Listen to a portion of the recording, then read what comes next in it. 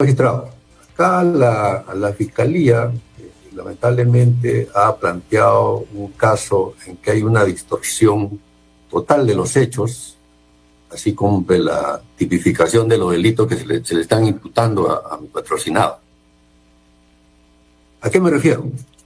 Según la disposición de inicio de diligencias preliminares, se le imputa a mi patrocinado el delito de rebelión y alternativamente el delito de conspiración, ¿no? Según lo señalado por la Fiscalía. Ahora bien, ¿qué significa el delito de rebelión? Creo que es importantísimo para poder entender este tema, que al final es un tema de puro derecho, ni siquiera es un tema de prueba, señor juez supremo. El delito de rebelión tiene como elemento objetivo fundamental el hecho de que el sujeto activo se alce en armas, ¿no?, para variar la forma de gobierno, de poner al gobierno legalmente constituido, en fin, no. Pero quiero detenerme en el tema alzamiento en armas. ¿Qué significa alzamiento en armas? Alzamiento en armas es indudablemente, y ya la jurisprudencia también lo ha señalado, está vinculado a la violencia, ¿no? Por ejemplo, sería bueno tener en cuenta en los recientes casos que han ocurrido en otros países, ha habido dos situaciones de rebelión conocidas.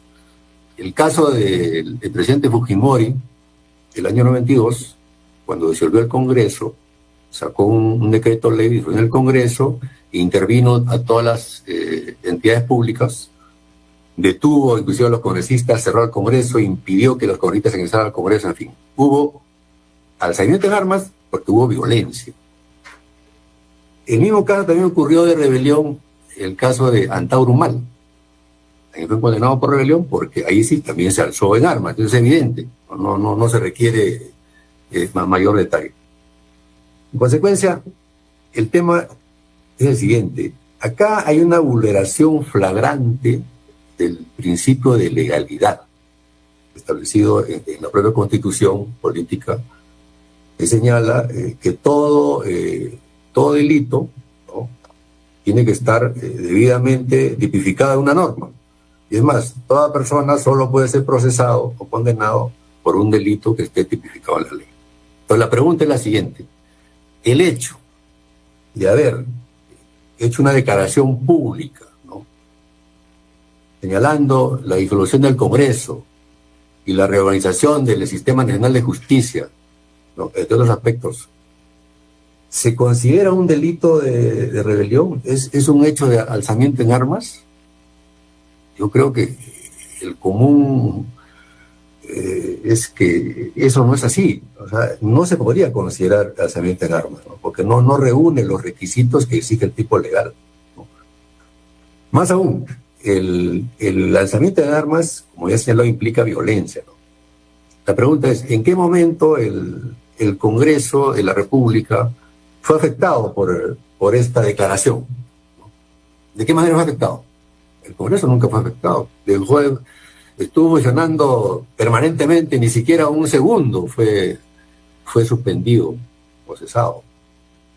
Entonces, resulta claro, evidente, señor magistrado, de que acá no se ha configurado el delito de rebelión, ¿no?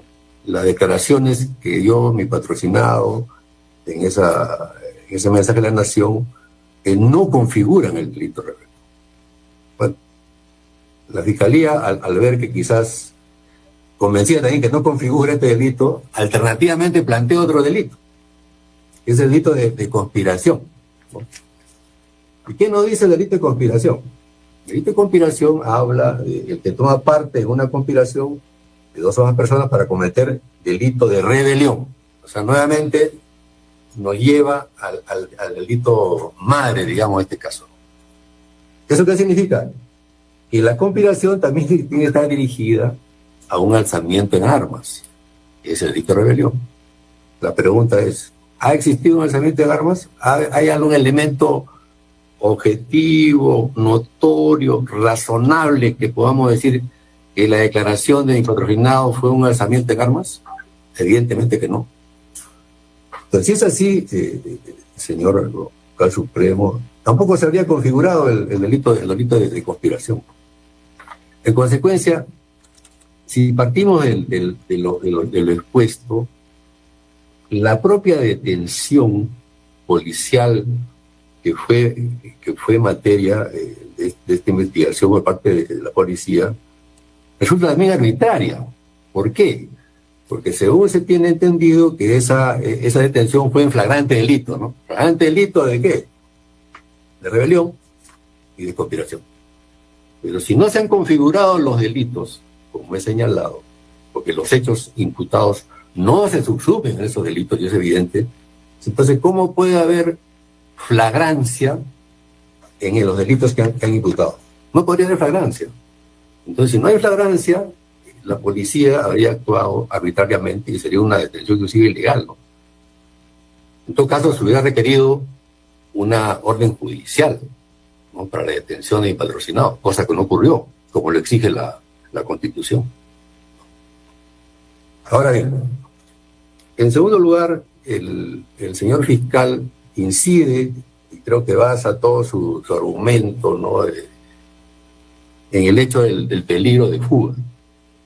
El peligro de fuga porque mi patrocinado, según dice, se estaba dirigiendo a la Embajada de México para fugarse del país, en fin, ¿no? Pero acá tenemos que aplicar los principios de razonabilidad, ¿no?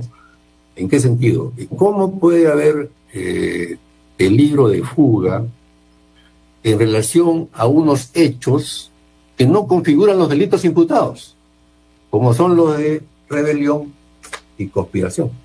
Entonces, ¿cómo puede una persona querer fugarse, ¿no?, cuando no ha cometido los presuntos delitos que le están imputando, y cuando los hechos no se subsumen en esos delitos? En consecuencia, desde el punto de vista del principio de razonabilidad, no podemos hablar de peligro de fuga en este caso, ¿no?, porque sería intrascendente y inocuo hablar de peligro de fuga, por lo que he señalado, ¿no? No hay los elementos de convicción suficientes, evidentes, objetivos, que permitan afirmar que efectivamente había la presunción de los delitos imputados. Como he dicho, no se adecúa a la tipificación de estos dos delitos señalados en el Código Penal, ¿no? En consecuencia, señor magistrado, ahora el fiscal pretende vincular este caso con otras investigaciones que también está investigado y patrocinado, pero eso no tiene nada que ver. Por acá lo que estamos discutiendo es el requerimiento por este caso, por esta investigación preliminar por los delitos de rebelión y conspiración. Entonces, por todas estas consideraciones, señor magistrado, la defensa considera, pues, que no existe ningún argumento razonable, válido, conforme a derecho, ¿no?, que pueda sustentar, ¿no?, que a mi patrocinado se dicte la medida que pretende la Fiscalía. Por el contrario, el patrocinado está detenido arbitrariamente, como he señalado, y que no debería estar en esa situación. Por consecuencia, por todas estas consideraciones, solicito, señor magistrado, que se declare infundado en el pedido del ministro. ¿Me permite una réplica? Sí, por supuesto, claro que sí, doctor Pérez. Le va a dar la palabra en este momento. Tiene el uso de la palabra. Ya, gracias, señor magistrado.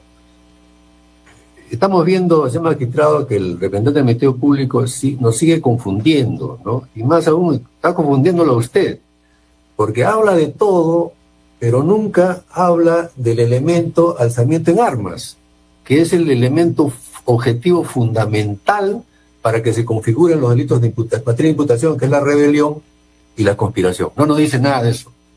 Igual la Procuraduría también señala de que, según ellos, sí habría, pues, el delito, pero no dice por qué. No voy a reiterar los argumentos ya señalados, ¿no? Lo que sí quiero agregar de que, en todo caso, pues, no ha habido ningún elemento objetivo, ¿no?, donde se haya traducido esta supuesta rebelión, ¿no? Todos sabemos que en la administración pública todos los actos no son verbales, los actos se realizan a través de documentos, ¿no? ¿Ha existido alguna resolución, algún decreto donde el patrocinado con presidente de la República haya señalado, se disuelve el Congreso, se reorganizan las instituciones, ¿Se dispone el toque de queda? ¿Hay algún documento? No existe ningún documento, y eso lo sabe bien la Fiscalía, ¿no? En consecuencia, no podemos, pues, insistir y seguir hablando de que sí hay elementos que se subsumen en los delitos imputados, ¿no? Resumiendo, la simple declaración de un funcionario público, es cierto, él es el primer funcionario de la nación, pero la ley no hace distingo, ¿no? La simple declaración de disolver el Congreso, de reorganizar las entidades del sistema de justicia, no configura ninguno de los delitos imputados, señor magistrado. Es así de claro. Pretender lo contrario ya es ir contra todos los principios de razonabilidad que establece el derecho, ¿no?